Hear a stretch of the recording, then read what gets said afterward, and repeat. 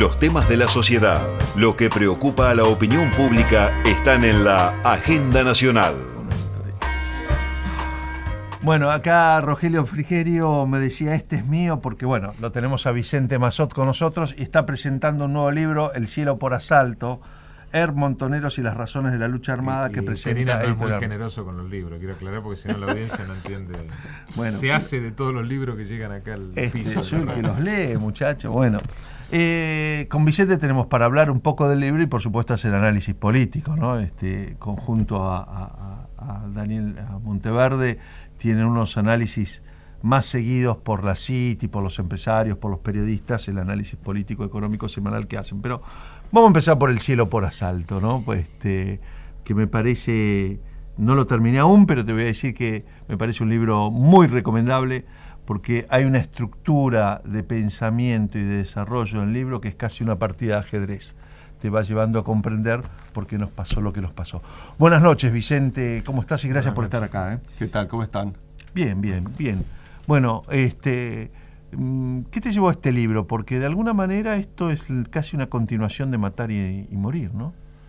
Desde algún lugar sí, ¿no? Aunque es un libro distinto. Yo lo que quise es entender razones sin levantar condenas. Uh-huh. En todo el ensayo no hay un solo adjetivo calificativo. Uh-huh. Cualquiera sabe lo que pienso de la guerra civil que enlutó a la Argentina en el siglo pasado, en la década del 70, pero no es un libro en donde transparente mis pensamientos, ni mucho menos. Te diría, me interesa más, o básicamente, entender conductas y no juzgar conductas. Y en ese orden de cosas se me ocurrió que era pertinente tratar de determinar, calibrar las razones por las cuales esto que 40 años después a muchos les parece una desmesura, en aquel momento a toda una generación o a parte de una generación no solamente no le pareció una desmesura, sino que les pareció la forma más idónea de tomar el poder. Y era con el concurso de las armas. Bueno, porque todos estos hechos políticos de la Argentina hay que analizarlos en su contexto histórico, obviamente, ¿no? Lo que ocurría en el resto de la región, en el resto del mundo. Esa es la idea también del libro. Uh-huh.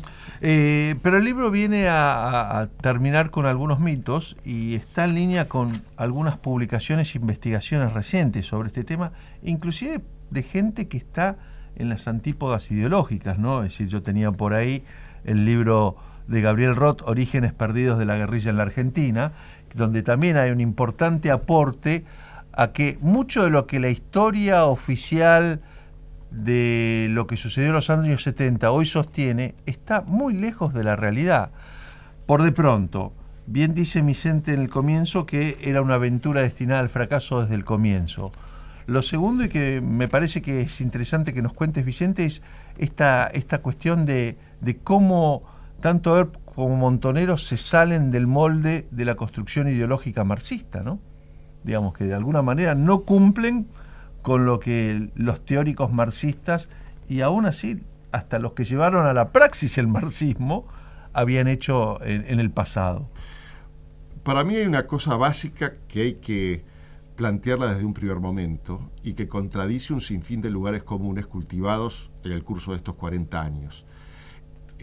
Y en eso las críticas no han provenido solamente de quienes se opusieron con las armas y en términos ideológicos a la guerrilla, sino a buena parte del pensamiento de izquierda, que insiste en considerar esto una aventura perdida, una deformación ideológica, que además clausuró la posibilidad de que, sobre todo Montoneros, pudiese desde la izquierda, pero dentro de los carriles republicanos, defender sus ideas. La verdad es que si alguien quería el socialismo revolucionario, yo pongo en el prólogo del libro, si lo que querían era llegar a la estación Finlandia es donde llega Lenin, uh-huh, en el vagón precintado que le pone el Estado Mayor General alemán para meterlo en Rusia.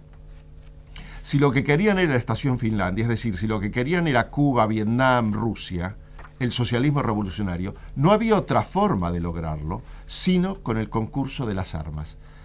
La idea de que era un disparate no lo fue desde ningún punto de vista en función de lo que querían hacer, salvo que alguien me dijese que sus ídolos de aquel momento, la gente en la que querían verse en el espejo, Guevara, Castro, Ho Chi Minh, Giap, Mao, alguno de ellos había logrado hacer una revolución dentro del seno de una democracia burguesa. De ninguna manera. Querían el socialismo, tenían que ir a las armas. Ese es el primer dato. Quien quiere el fin quiere los medios.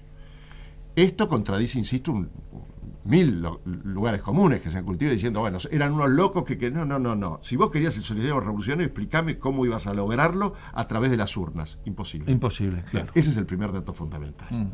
Lo segundo son las razones, que es... Perdón, sobre todo en la Argentina, porque vos diste algunos ejemplos de otros lugares del mundo que creo que son más fáciles de lograr esa revolución por la vía democrática que en un país como era la Argentina en los 70, ¿no? Digamos, ahí sí que era imposible. Bueno, ahora que Rogelio introduce otros lugares del mundo, yo recordaba recién que el libro de Julio María Sanguinetti, titulado Cómo se perdió la democracia, que habla precisamente de cómo llegó el golpe a Uruguay en el año 73, empieza con una frase: en el comienzo de todo fue Cuba. Que Cuba, y Vicente recoge esto, digamos, que Cuba es lo que ha engañado de alguna manera, y cómo se contó la historia de Cuba, que tampoco habrá que revisar cuando pasen los años y los Castros dejen el poder, ha engañado a toda una generación, porque la historia de Cuba no es igual que la de la Revolución Rusa, ni la de Mao. Me parece que eso es importante, ¿no? El primer capítulo, es decir, la primera razón sin la cual no se entiende todo el derrotero de la izquierda revolucionaria latinoamericana es el espejismo cubano. Es haber supuesto que lo que era una excepción, ellos lo transformaron en norma. Es decir, la verdad es que y había razones para equivocarse. Eso es lo que creo que hay que entender. Claro, que el triunfo cubano Cuba funcionó. Había ganado, funcionó. Claro, Entonces lo que pensaron es, si en Cuba sí, ¿por qué en el resto no? Y tomaron a Cuba como una norma, como algo que podía repetirse, en consonancia además con lo que decía Guevara, transformar la cordillera de los Andes en una sierra maestra. Y además exportar 1, 2, 1000 Vietnams.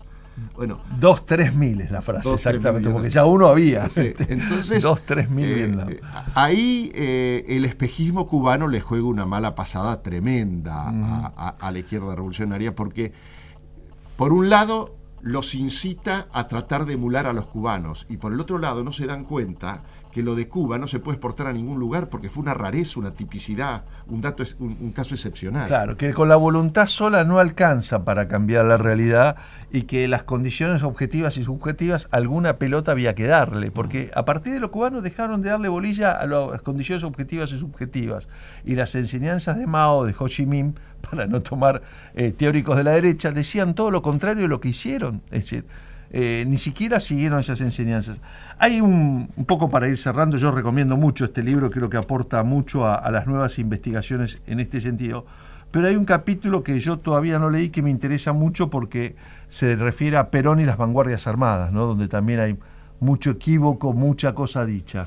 Mirá, a mi juicio, las 5 grandes razones que explican lo que se llama el derrotero de la izquierda revolucionaria son el espejismo cubano, haber creído que la historia marchaba inequívocamente en pos del socialismo, eso que se repetía tanto en aquella época. El fin de la historia en ese momento era el socialismo. Exacto. Claro. Tercero, el hecho de suponer que las condiciones objetivas y subjetivas en el peculiar sistema de análisis marxista que dividen una de otras condiciones estaban dadas en la Argentina como para avanzar en ese camino, y haber subestimado de una manera equívoca y fatal a las Fuerzas Armadas, pensando como Guevara que eran todas Fuerzas Armadas por un lado pretorianas, poco preparadas, que en realidad era lo que había pasado en Cuba. En Cuba había sucedido eso.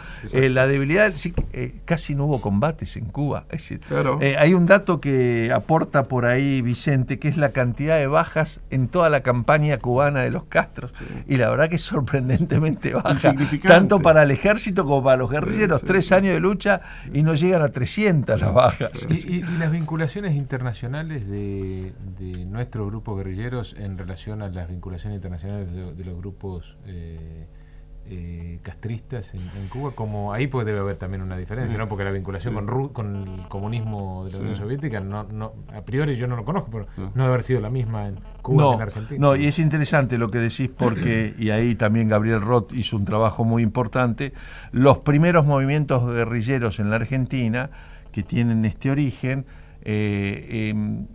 los dos primeros, unos durante el gobierno de Frondizi, el siguiente durante el gobierno de Lía, o sea que ya no luchaban contra dictaduras, y en realidad el molde que tienen es exactamente el mismo que después van a repetir hasta con los errores. Claro. Si nos llega más concreta a la idea de y a partir de ahí, la Unión Soviética apoyó el movimiento en la Argentina como lo hizo claramente en Cuba.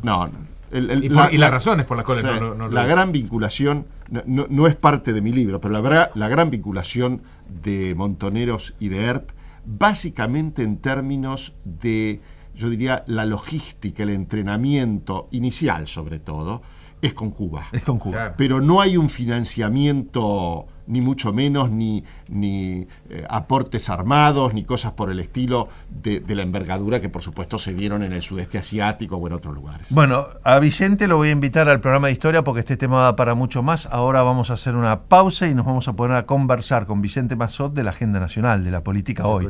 Pero recomendamos mucho El cielo por asalto, Montoneros y las razones de la lucha armada, que editó Ateneo con la autoría de Vicente Massot.